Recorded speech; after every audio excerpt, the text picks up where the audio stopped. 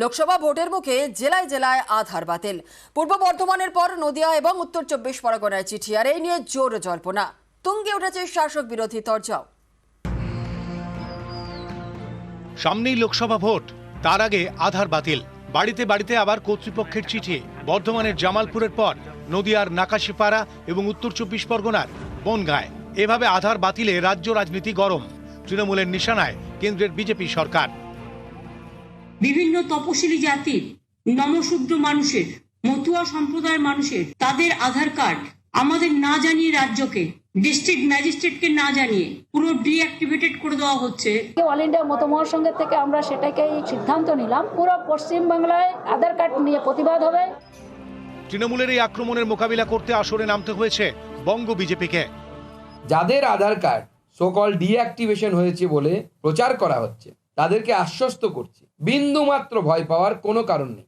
আজ রাতের মধ্যে সোকল ডিঅ্যাক্টিভেটেড আধার কার্ড অ্যাক্টিভেট হয়ে যাবে। কেউ দিচ্ছেন আশ্বাস, কেউ চাইছেন ক্ষমা।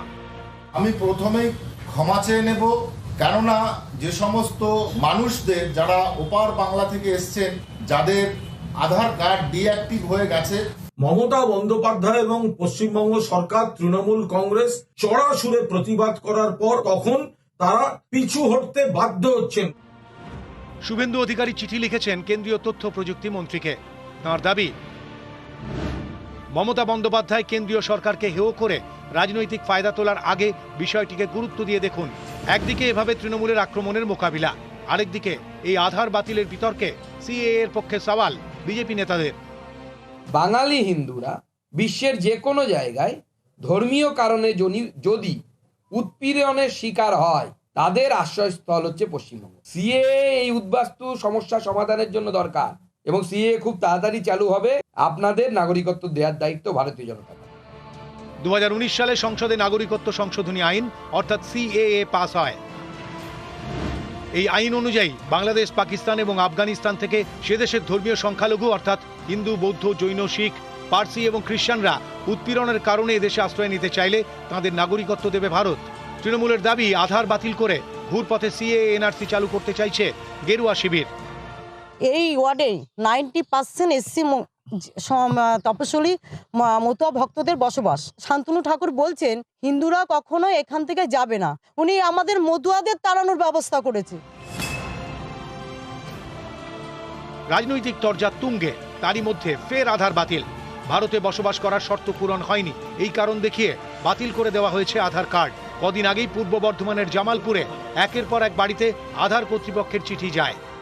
তৃণমূল কংগ্রেস যখন একটা সরকার পরিচালনা করছে, সেই জায়গায় কেন্দ্র সরকার চাপ সৃষ্টি করার চেষ্টা করছে। আমরা চেষ্টা করছি যে কিভাবে কি সমস্যার সমাধান করা যাবে।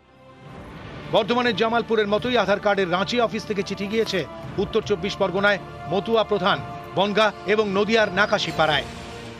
এখন দেখছি আধার কার্ড বাতিল হয়ে গেছে, ব্যাংকের বই এগুলো সব নষ্ট হয়ে যাবে।